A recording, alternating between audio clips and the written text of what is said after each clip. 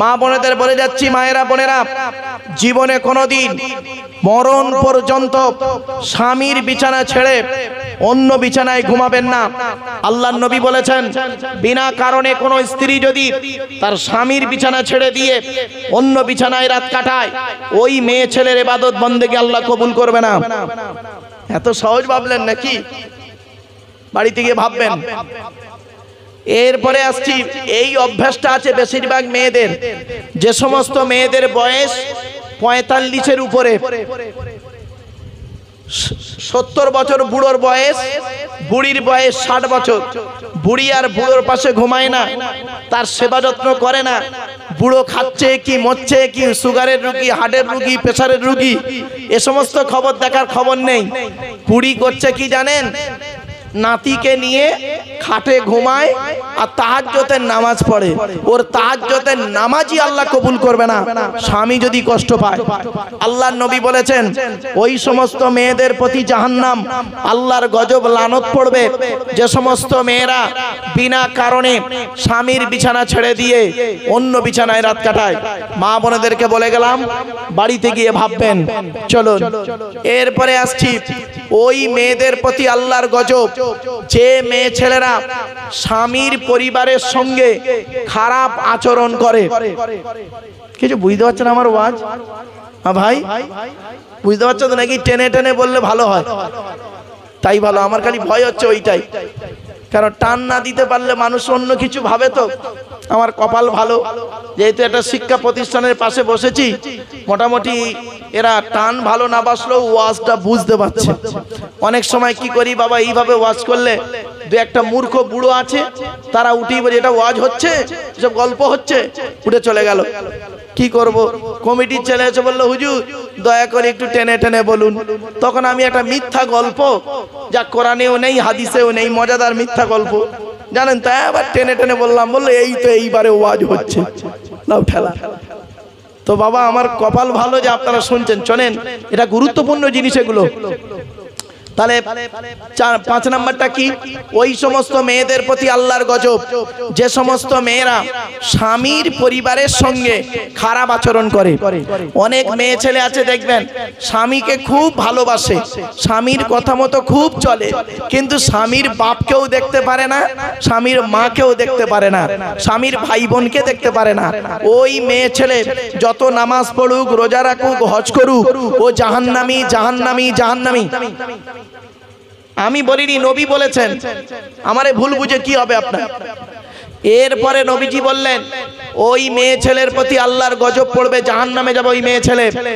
যে মেয়ে ছেলে তার স্বামীকে বলে, অনেক মেয়ে ছেলে আছে দেখবেন তার স্বামীকে বলে, তোমার সঙ্গে বিয়ে হয়ে আমার জীবন নষ্ট হয়ে গেছে।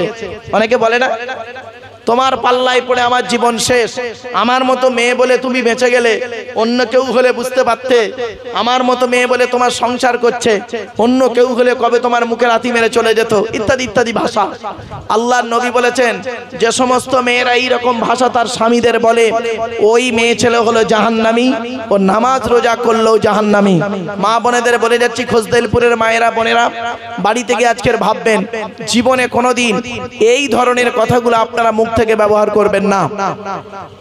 এরপরে আসছি, বিশ্বনবী মুহাম্মদ সাল্লাল্লাহু আলাইহি ওয়াসাল্লামের উপরে যে হাদিসগুলো রাসূল বলে গেছেন, সেইগুলো আপনাদেরকে তুলে ধরছি। আচ্ছা বাপেরা, মানুষ মারা গেলে আমাদেরকে গোসল দিয়ে, কাফন পরিয়ে, জানাজা পড়িয়ে, মাটি দিয়ে আপনারা চলে আসবেন, তাই তো নাকি? আচ্ছা, কবরে গেলে আপনারা শুনেছেন আলেম উলামা বক্তাদের মুখ থেকে, কবরে গেলে 3টে প্রশ্ন হবে, তোর রবকে, তোর নবীকে, তোর দিন কি, অথবা এটাও প্রশ্ন করা হবে এই ব্যক্তি সম্পর্কে, অর্থাৎ নবী সম্পর্কে। তো কোনদিন শুনেছেন আপনারা যে কবরে গেলে আরেকটা অতিরিক্ত প্রশ্ন করা হবে, মান রব্বুকা, মান নবিয়ুকা, ওমা দীনুকা? কেউ কি বলেছেন মা সিলসিলাতুকা? তো সিলসিলাটা কি? ফেরেশতারা জিজ্ঞাসা করবে কি কবরে, যে তুই তবলিগ না ফুরফুরা না বেরেলি না ওয়াহাবি না জামাত ইসলামী না আলে হাদিস? তাহলে এই প্রশ্নটা কবরে ফেরেশতারা করবে না, তাই তো নাকি? আরে ভাই বলুন না, কথা বলুন একটু। করবে না। আচ্ছা, কিয়ামতের মাঠে কি কোনো বক্তা বলেছে আপনাদের যে কিয়ামতের মাঠে আল্লাহ এই প্রশ্ন করবে, তুই পৃথিবীতে তবলিগ ছিলিস না ফুরফুরা ছিলিস, না গোল টুপি পরেছিলি না লম্বা টুপি পরেছিলি, না গোল জামা পরেছিলি না চেরা জামা পরেছিলিস? এ প্রশ্ন কবরে করবে, কিয়ামতের মাঠে করবে আল্লাহ? করবে না। তাহলে যে প্রশ্ন কবরে হবে না, কিয়ামতের মাঠে হবে না, সেই প্রশ্ন নিয়ে পৃথিবীতে কয়েকদিন বাঁচবেন, তো সেইগুলো নিয়ে নিজেদের মধ্যে মারামারি করে খুনোখুনি মারামারি কাটাকাটি করেন কেন? ফালতু জিনিস। অতএব যে প্রশ্নের উত্তর আপনাকে কিয়ামতের মাঠে দিতে হবে, সেই প্রশ্নগুলো একটু আলোচনা করাটাই ভালো, ঠিক না বেঠিক? চলুন দেখি, কিয়ামতের মাঠে দুই দিকের প্রশ্ন হবে। কদিকের? দুই দিকের প্রশ্ন। এক নাম্বার হলো আল্লাহর তরফ থেকে প্রশ্ন হবে, আর দু নাম্বার হলো বান্দার তরফ থেকে প্রশ্ন হবে। আল্লাহর তরফ থেকে যে প্রশ্ন হবে, সেই প্রশ্নের উত্তরে যদি ভুলও হয়, ঠিকও না হয়, আল্লাহ ইচ্ছা করলে মাফ করলে করতে পারেন। কিন্তু বান্দার তরফের প্রশ্নের উত্তরগুলো যদি ঠিক না পাওয়া যায়, বেটা ক্ষমা কোনোদিন হবে না। চলুন আল্লাহর তরফের প্রশ্নগুলো কি কি শুনে নিন। আল্লাহ বলবে, তুই পৃথিবীতে 100% ঈমান এনেছিলিস? তা আপনি বলবেন, আল্লাহ ঈমান তো এনেছিলাম, বিশ্বাস তো আপনাকে করেছিলাম, যতটুকু পেরেছি করেছি। তুই কিয়ামতকে বিশ্বাস করেছিলিস? তা আপনি আমি কি বলবো? হ্যাঁ আল্লাহ করেছিলাম। তারপরে আল্লাহ বলবে, তুই নামাজ পড়েছিলিস? তা আপনি আমি কি বলবো? কয়েক বছর নামাজ পড়েছি, মাঝে মাঝে পড়েছি, মাঝে মাঝে পড়িনি। রোজা রেখেছিলিস? তা আমি আপনি কি বলবো? আল্লাহ মাঝে মাঝে রেখেছিলাম, মাঝে মাঝে রাখিনি। দান খয়রাত করেছিলিস? মাঝে মাঝে করেছি, মাঝে মাঝে করিনি। তা এখন তোর খবর কি হবে বল? তা বান্দা তখন বলবে, আল্লাহ আপনি দয়ালু দয়াবান, আজকে যদি আপনি আমাকে মাফ করে দেন তাহলে আমার মাফ হবে, নইলে আমার জাহান্নাম ছাড়া কোনো রাস্তা নাই। তো আল্লাহ তখন বলবে, তুই নামাজটা পড়িসনি কেন? তো ওই লোক তখন বলবে, আল্লাহ বইয়ের পাল্লায় পড়ে কাজের প্রচুর চাপ ছিল, খুব ব্যস্ত মানুষ, পড়তে পারিনি। তা আল্লাহ বলবে, যে ছেলে মেয়ে বউ বাচ্চা টাকা পয়সার জন্য তুই নামাজকে কাজা করলি, তা সেই কিয়ামতের মাঠে কই তোর বউ বাচ্চা ছেলে মেয়ে কই? তখন বান্দা বলবে, আল্লাহ কেউ চিনতে পারেন, কেউ চিনতে পারেন। যাদের জন্য রোজা কাজা করে ইনকাম করেছি সারা দিন, যাদের জন্য আমি নামাজ কাজা করে টাকা পয়সা ইনকাম করেছি, আজ তারাই আমাকে আজ চিনতে পারেনি আল্লাহ। তো আল্লাহ যদি চায় সেদিন মাফ করলে করতে পারেন। এটা আল্লাহর তরফের প্রশ্ন।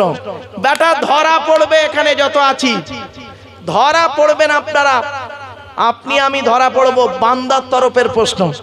চলুন, বান্দার তরফে 10 রকম প্রশ্ন হবে। মনে রাখুন, এই 10টা প্রশ্নের উত্তর আপনারা দিতে পারেন কি দেখি। এক নাম্বার আল্লাহ বলবে,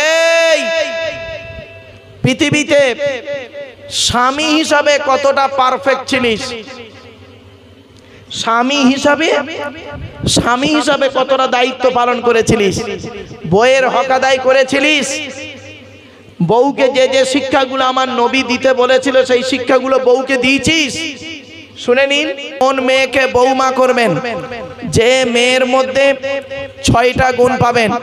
এই যুবক ছেলেরা ভালো করে শুনে নাও, খালি সাদা চামড়া দেখে আই লাভ ইউ সোনা বলতে যাওনি, ফেঁসে যাবে। কোন মেয়েকে যে বৌমা করবেন?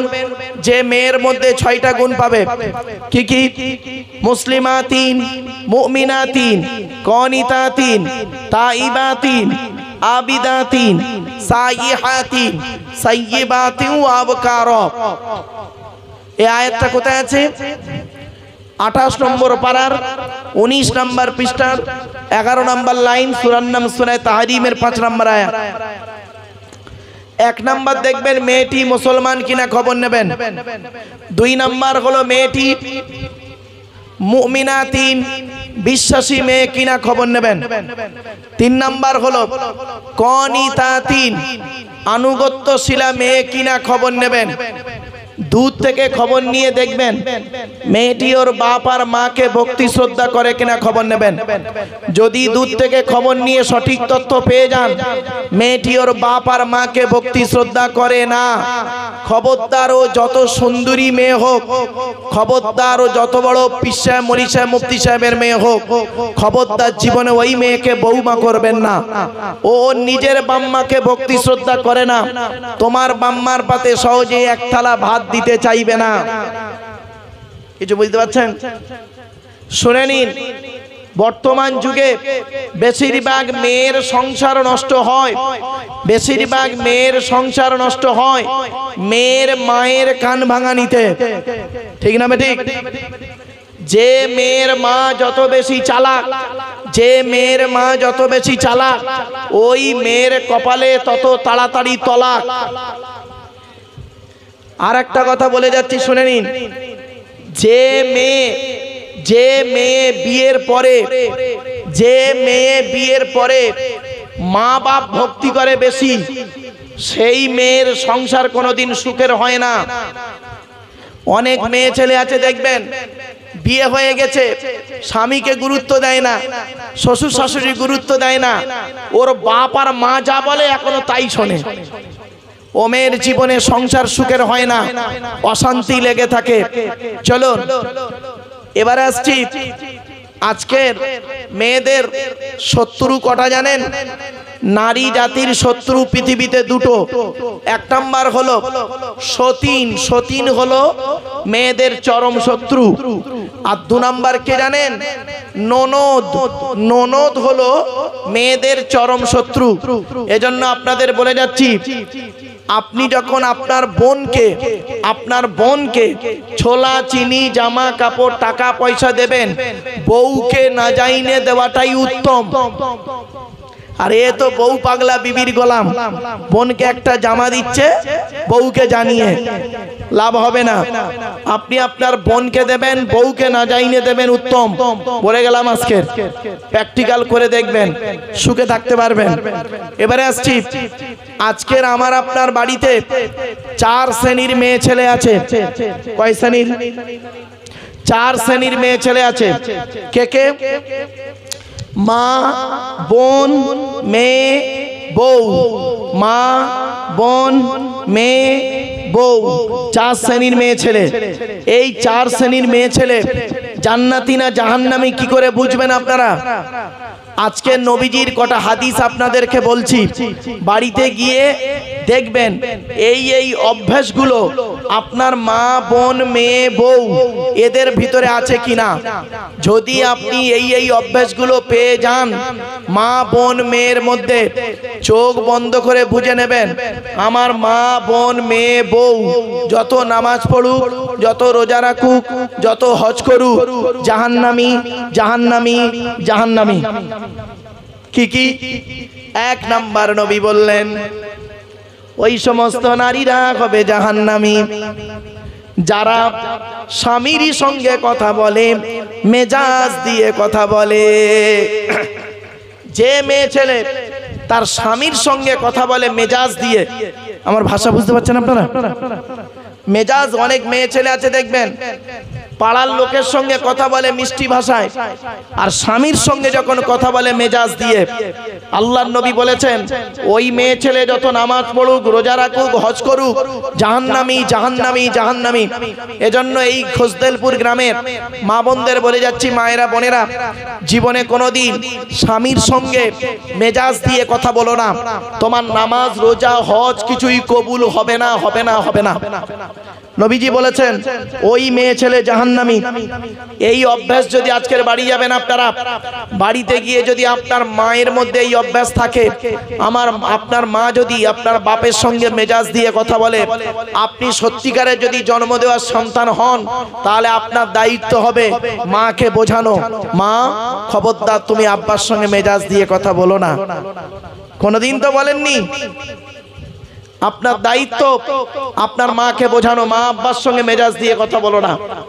এই অভ্যাস যদি আপনার বোনের মধ্যে থাকে, আপনার দায়িত্ব সত্যিকারে মানুষের চামড়া ভাই যদি হয়ে থাকেন, তাহলে আপনি আপনার বোনকে বলবেন, এই স্বামীর সঙ্গে কিভাবে কথা বলতে হয় জানিস না? সত্যিকারের যদি আপনার মেয়ের মধ্যে যদি এই অভ্যাস থাকে, বাড়িতে গিয়ে যদি সত্যিকারের মানুষের চামড়া বাপ যদি হয়ে থাকেন, তাহলে আপনার দায়িত্ব হবে মেয়েকে বোঝানো, এই স্বামীর সঙ্গে মেজাজ দিয়ে কথা বলছিস, এটা কোনোদিন তো বলেন না। এটা না বলে কি করেছেন, উল্টে আরো মেয়ের পক্ষ নিয়ে জামাইয়ের বিরুদ্ধে অশোকনগর থানায় বধূ নির্যাতন কেস করেছেন।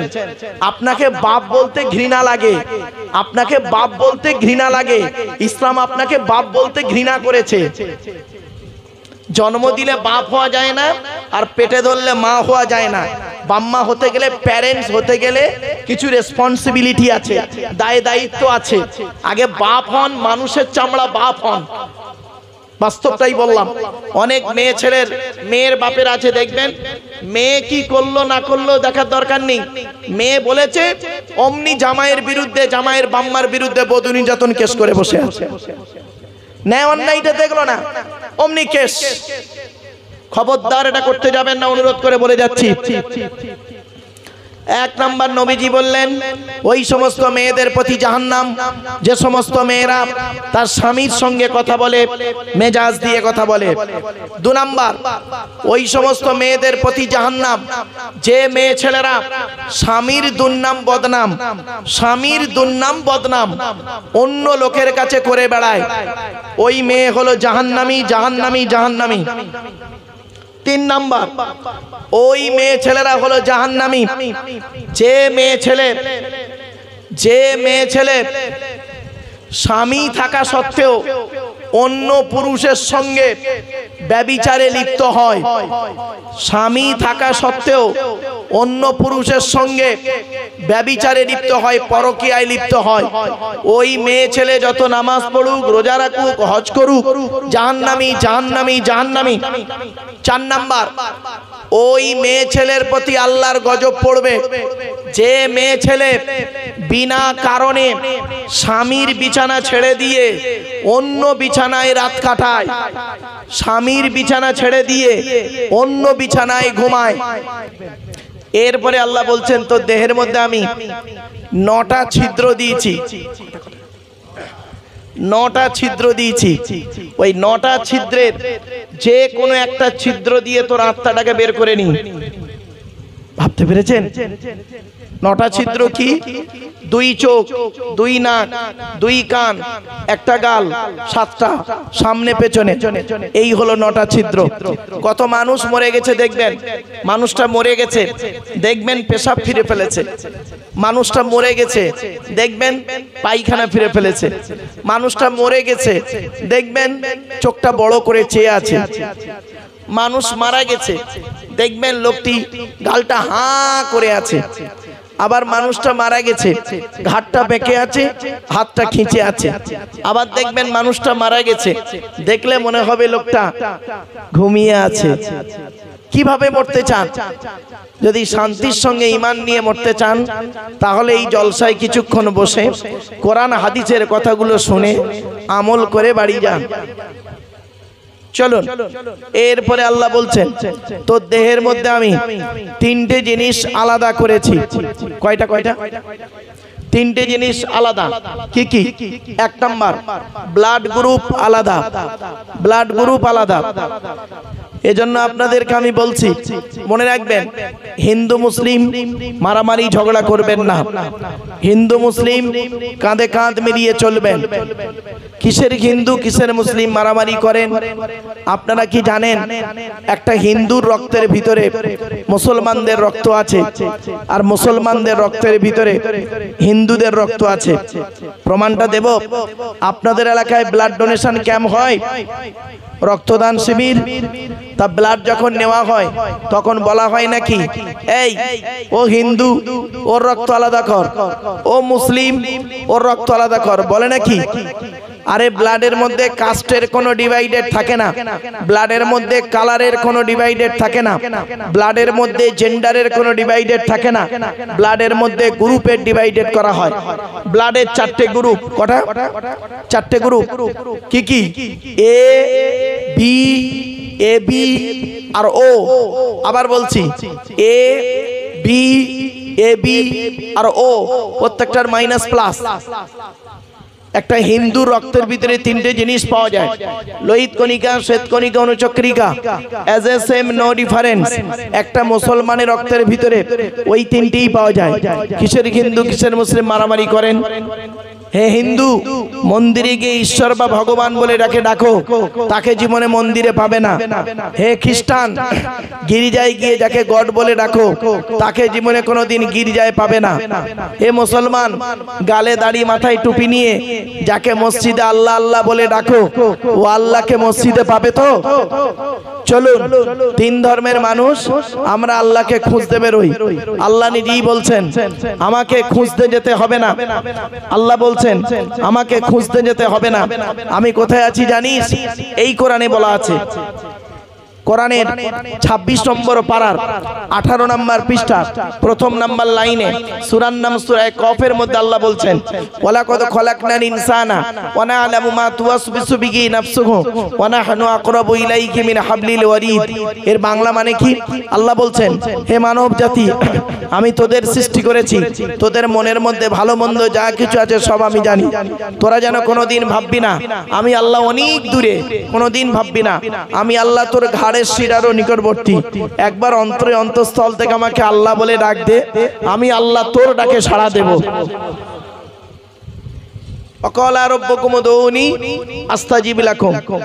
বান্দা তোরা আমাকে রব্বুল আল্লাহ বলে ডাক দে, আমি তোদের ডাকে সাড়া দেব। শুধু তাই না, আরো বলা হয়েছে, ওয়াইদা সালাকা ইবাদি আন্নি ফাইন্নি করিব উজিবু দাওয়াতাদ দাঈ ইযা দাআন ফালিয়াস্তাজিবু লি ওয়ালিয়ুমিনু বি লাআল্লাহুম ইয়ারশুদুন। 2 নম্বর পারা 7 নম্বর পৃষ্ঠা 8 নম্বর লাইন, সূরার নাম সূরা বাকারা। সেখানে আল্লাহ পাক বললেন কি, যে নবী, আমার বান্দারা যখন আপনাকে আমার সম্পর্কে জিজ্ঞাসা করবে, খালি আপনি বলে দেন আন্নি ফাইন্নি করিব, আমি আল্লাহ তার খুবই নিকটে আছি। উজিবু দাওয়াতাদ দাঈ ইযা দাআন, বান্দা যখন আমাকে আল্লাহ বলে ডাক দেয়, আমি আল্লাহ তার ডাকে সাড়া দিই। আপনি ডাকুন না, আপনি ডাকুন, অবশ্যই সৃষ্টিকর্তা আল্লাহ আপনার ডাকে সাড়া দেবে। চলুন এবারে আসছি 2 নাম্বার হলো কি জানেন? আল্লাহ বলছেন তো দেহের মধ্যে আরেকটা জিনিস আলাদা। আলাম নাজআল লাহু আইনাইনি, আমি কি তোদের দুটো চোখ তৈরি করি নাই? কোরআনের এই আয়াতকে নিয়ে আমেরিকার 10 জন বৈজ্ঞানিক গবেষণা শুরু করলো। কোরআনে চোখের কথা আল্লাহ কেন বললেন গবেষণা করে বের করলো, এই পৃথিবীতে যত মানুষ এসেছে, আসছে, আসবে, কারো চোখের রেটিনার সঙ্গে কারো চোখের রেটিনার মিল নাই। জোরে বলুন। সঙ্গে সঙ্গে 10 জন বৈজ্ঞানিক ইসলামের কালেমা পড়ে মুসলমান হয়ে গেল। কোথায় আছেন আপনি? আপনি কোরআনটাকে ব্যবহার করেছেন কিভাবে? এই কোরআনকে নিয়ে সারা বিশ্ব গবেষণা করছে। America, London, France, Britain, Japan, Jordan, জার্মানির ঠান্ডা করে বসে বসে কোরআন কিনে গবেষণা করছে। কারা করেছে? Humphry Davy, Michael Faraday, Einstein, Isaac Newton, doctor Maurice Bucaille, mister Cook, mister জাবিরিন, mister Campbell, Rajaram Mohan Roy, Ishwarchandra Vidyasagar, Rabindranath Tagore, Acharya Jagadish Chandra Bose, Francis Drake, Williams Keith Moore, Williams Harvey, Thomas, George Bernard, এরা কোরআন কিনে গবেষণা করলো। আর আমরা কি করলাম? আমরা কিছু মৌলবী সাহেব এই কোরআনটাকে ব্যবহার করলাম কিরকম জানেন? তেল পড়া, পানি পড়া, ওয়াজ করা, খতম পড়া, তাবিজ মোড়া, ঘর বন্ধ করা, আর নিজেদের মধ্যে মারামারি করা। কিরকম মারামারি? গোল টুপি, লম্বা টুপি, চেরা জামা, ফাড়া জামা, তবলিগ, ফুরফুরা, বেরেলি, ওয়াহাবি, জামাতে ইসলামী, আহলে হাদিস, বুকে হাত বাঁধা, নাভির নিচে হাত বাঁধা, জোরে আমিন বলা, আস্তে আমিন বলা, মোনাজাত করা না করা, কিয়াম করা না করা, এ ওর বলে কাফের, ওর বলে কাফের। ঠিক না বেটি? বাবা, আমার ওয়াজ শুনতে গেলে একটু ব্রেন লাগবে, কারণ আমি প্রায় জায়গা থেকে জিজ্ঞাসা করি এখানে শিক্ষার হার কতটা। যেহেতু শিক্ষা প্রতিষ্ঠানের পাশে এসেছি, তাই ভাবলাম শিক্ষার হার নিশ্চয়ই ভালো থাকবে। সোনার শ্রোতা আছে, ওই ভকাস মার্কাস শ্রোতা এখানে কমই আছে। এজন্য আপনাদেরকে আমি অনুরোধ করে বলতেছি, ওয়াজের মতো ওয়াজ শুনুন। এইভাবে ওয়াজ না শুনে বাবা কোরআন কি বলছে এটাকে নিয়ে মূল্যায়ন করুন। চলুন এরপরে বলেন, আল্লাহ পাক বলছেন তোর দেহের মধ্যে আরেকটা জিনিস আলাদা। কি? ফিঙ্গারপ্রিন্ট। আজকে আপনারা আধার কার্ড করেছেন, তাই তো? আচ্ছা, আধার কার্ড করার সময় অফিসাররা আপনাদের বলেছিলেন চোখটাকে বড় করে চাও তো, বলেছিলেন? আরে ভাই বলুন না, কথা বলুন না আপনারা। কেন বলেছিলেন? 1500 বছর আগে কোরআনে এই কথাটা ইঙ্গিত দেওয়া আছে, জোরে বলুন।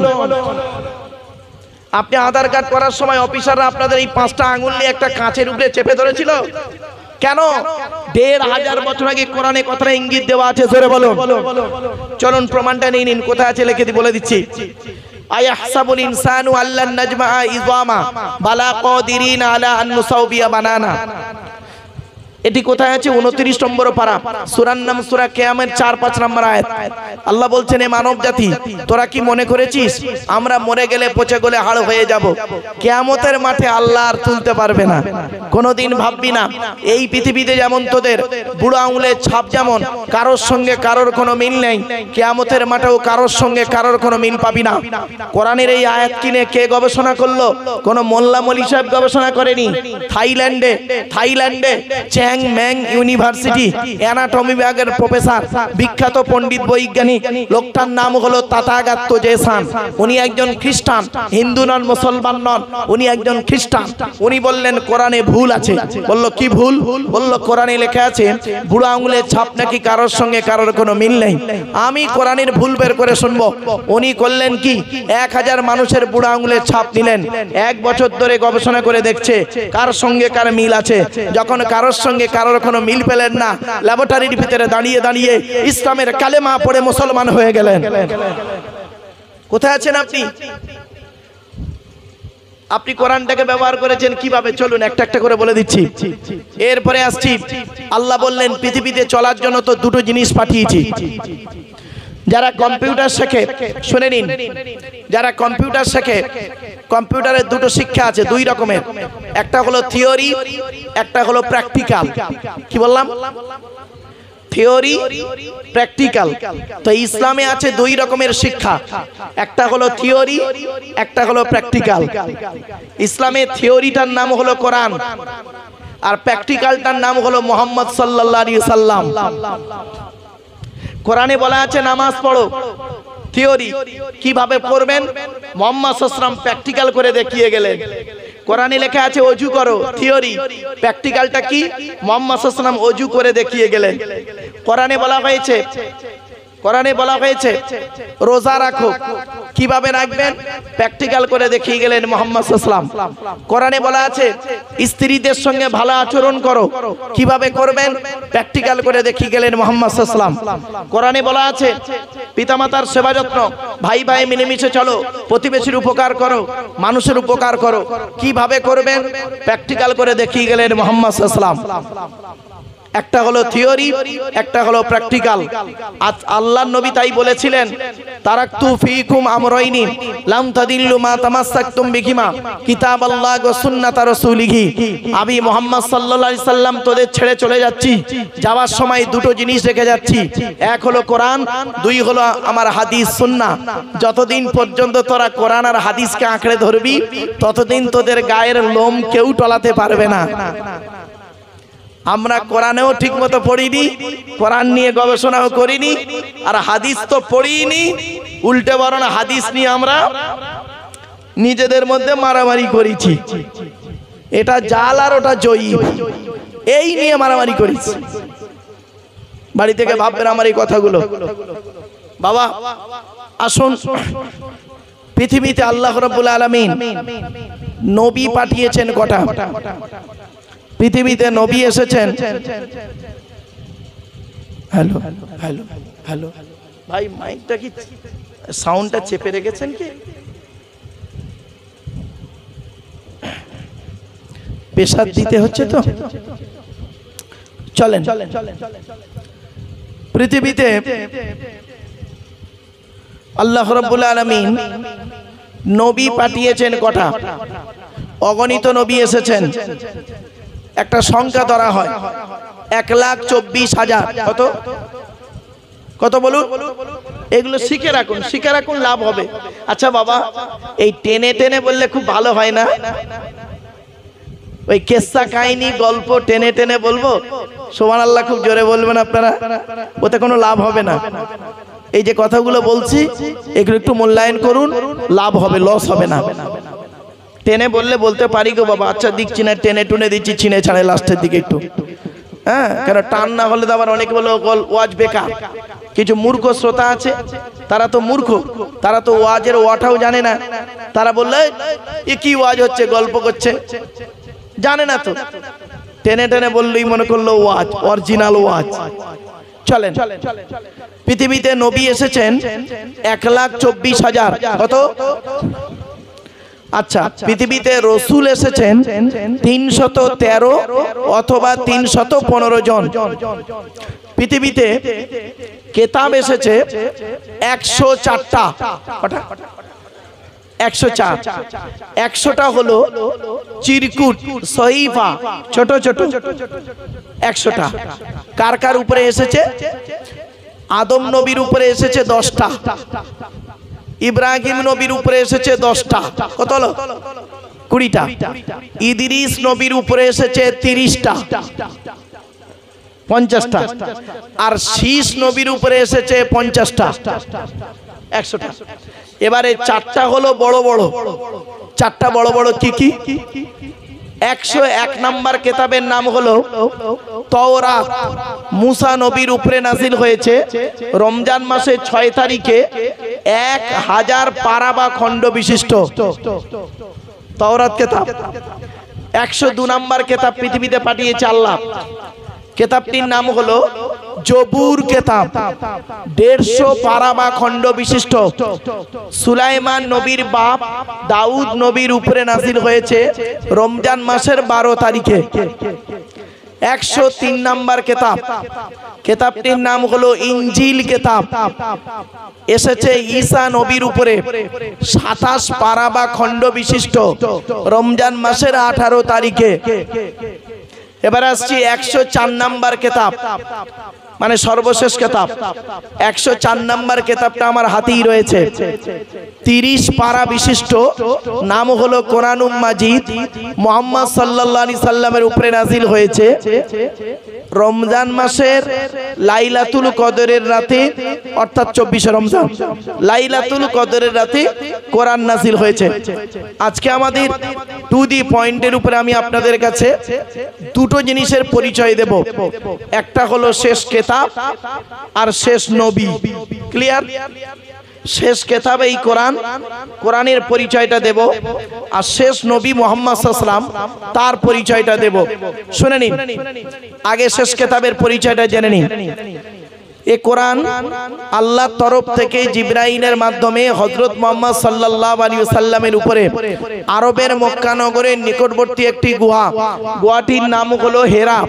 হেরা নামক গুহাতে 610 খ্রিস্টাব্দে, কত কত কত 610 খ্রিস্টাব্দে 1 ফেব্রুয়ারি সোমবার। আজকের তারিখটা কত আছে বাবা? 23 এপ্রিল 2025 খ্রিস্টাব্দ। আর কোরআন এসেছে কবে? 610 খ্রিস্টাব্দের 1 ফেব্রুয়ারি সোমবার। আর আজকে 23 ফেব্রুয়ারি কি বার? বুধবার, 2025 সাল। আর কোরআন এসেছে 610 সাল 1 ফেব্রুয়ারি সোমবার। বাড়িতে গিয়ে মাইনাস প্লাস করবেন, করলেই পেয়ে যাবেন কোরআন কবে এসছে। 610 খ্রিস্টাব্দে 1 ফেব্রুয়ারি সোমবার কোরআনের প্রথম আয়াত নাজিল হলো, ইকরা, রিড, পড়ো পড়ো পড়ো। এই কোরআনে আছে 82 জায়গায় বিভিন্ন অ্যাঙ্গেলে নামাজের কথা। এই কোরআনে আছে 92 জায়গায় লেখাপড়ার কথা। তো কোন সংখ্যাটা বেশি, 82 না 92? তাহলে লেখাপড়ায় পিছিয়ে কেন? মুহাম্মদ সাল্লাল্লাহু আলাইহি সাল্লাম বলেছেন, উতলুবুল ইলমা মিনাল মাহদি ইলাল লাহাদ, দোলনা থেকে নিয়ে কবর পর্যন্ত লেখাপড়া শেখো। মনে রাখবেন, 92 জায়গায় রয়েছে লেখাপড়ার কথা, আমরা লেখাপড়ায় পিছিয়ে। এই কোরআনে আছে, শুনে নিন, 1000-এরও বেশি আয়াত হলো বিজ্ঞান ভিত্তিক। এই কোরআনে আছে 250 রকমের হারাম। কত কত কত? 250 রকমের হারাম। আর 250 রকমের হালাল। আপনি কটা হারাম কটা হালাল জানেন? মেরে কেটে গোড়াকুড়ি 50টা বলতে পারবেন। সুদ খাওয়া, মদ খাওয়া, ঘুষ খাওয়া, বিয়ের পণ নেওয়া, নারী নির্যাতন করা, চুরি করা, ডাকাতি করা, রাহাজানি করা, মিথ্যাবাদী, চিটিংবাজি, গোটা কত বলতে পারবেন? এর বেশি আর বলতে পারবেন না। এই কোরআনে আছে 250 রকমের হারাম, 250 রকমের হালাল। এই কোরআনের ভিতরে কি আছে? 30টা পারা, 540টা রুকু, 114টা সূরা, 14 থেকে 15 খানা সাজদা, 7টা মঞ্জিল, 8 থেকে 12 খানা সাক্তা, 6666টা আয়াত, কেউ বলেছেন 6236টা আয়াত, 3,23,215টা অক্ষর। এ কোরআন 22 বছর 9 মাস কয়েকদিন, কম বেশি 23 বছর ধরে কোন ঘটনাকে কেন্দ্র করে, কোন ব্যক্তিকে কেন্দ্র করে, কোন বস্তুকে কেন্দ্র করে, কোন জায়গাকে কেন্দ্র করে কোরআনের আয়াতগুলো নাজিল হয়েছে। 6000 আয়াত নাজিল হয়েছে, 12,000 জায়গায় নাজিল হয়েছে। কটা জায়গার নাম আপনি জানেন? শুধু মক্কা আর মদিনাই জানেন। 12,000 জায়গায় নাজিল হয়েছে। ভাবতে পেরেছেন? বাপেরা, অনুরোধ করে আপনাদের বলে যাচ্ছি, কথাগুলো একটু মূল্যায়ন করুন, একটু মূল্যায়ন করুন। এবার আসছি, এই কোরআন যার উপরে নাজিল হয়েছে তার নাম কি? মুহাম্মদ সাল্লাল্লাহু আলাইহি সাল্লাম, তাই তো নাকি? তিনি আমাদের নবী। এখন কোরআনের পরিচয় দিলাম, মুহাম্মদ সাল্লাল্লাহু আলাইহি সাল্লামের পরিচয়টা আপনারা জেনে নিন। আচ্ছা, মুহাম্মদ সাল্লাল্লাহু আলাইহি সাল্লাম কোন বংশে জন্মগ্রহণ করেছেন? কুরাইশ বংশে, তাই তো? আচ্ছা, কার নাম কুরাইশ? দেখি চলুন। তবে সুবহানাল্লাহটা একটু জোরে বলতে হবে, পারবেন তো? হ্যাঁ, চলুন। কোন বংশ বললেন? মুহাম্মাদের বাপের নাম আব্দুল্লাহ, আব্দুল্লাহর বাপের নাম আব্দুল মুত্তালিব, আব্দুল মুত্তালিবের বাপের নাম আব্দে মান্নাফ, আব্দে মান্নাফের বাপের নাম হাশিম, হাশিমের বাপের নাম কুসাই, কুসাইয়ের বাপের নাম কিলাব, কিলাবের বাপের নাম মুররা, মুররার বাপের নাম লুবাই, লুবাইয়ের বাপের নাম কাব, কাবের বাপের নাম গালিব, গালিবের বাপের নাম ফিগির, ফিগির থেকে কুরাইশ বংশ এসেছে। নবীর বাপের নাম আব্দুল্লাহ, মায়ের নাম আমিনা, দাদার নাম আব্দুল মুত্তালিব, দাদির নামটা কি? নেতিলা বিনতে খব্বাব ব্রাকেটে ফতেমা, কেউ বলেছেন সামিরা। নবীর নানার নাম হলো আব্দুল ওয়াহাব জুগুরি, নবীর নানির নাম হলো বারিরা বাবাররা, নবীর দুধমার নাম হলো হালিমা, নবীর দুধ বাপের নাম হলো হারেস, নবীর দুধ ভাইয়ের নাম আব্দুল্লাহ, নবীর বাপের নাম আব্দুল্লাহ, নবীর দুধ ভাইয়ের নাম আব্দুল্লাহ, দুটো যেন এক করে ফেলবেন না। নবীর জন্ম 570 খ্রিস্টাব্দে। ইংরেজি কি মাস ছিল? 29শে আগস্ট। আরবি মাস ছিল রবিউল আউয়াল মাস, 12 তারিখ, মতান্তরে 9 তারিখ, সোমবার শবে সাদেকের সময় আরবের মক্কা নগরী কুরাইশ বংশে নবীর জন্ম। নবীর বাপেরা হলো 10 ভাই, নবীর মায়েরা হলো 19 বোন। নবীর 9টা চাচা, নবীর 9টা চাচা, 18টা খালা, 6টা ফুপু, 7টা ছেলে মেয়ে। তুমি তো নবীর কিছুই জানো না, তুমি নবীর ভক্ত, নবীর কিছুই জানো না, খালি কিয়াম নিয়ে মারামারি করছে তুমি, আর গোল টুপি, লম্বা টুপি, চেরা জামা, পাড়া জামা নিয়ে মারামারি করছে। ও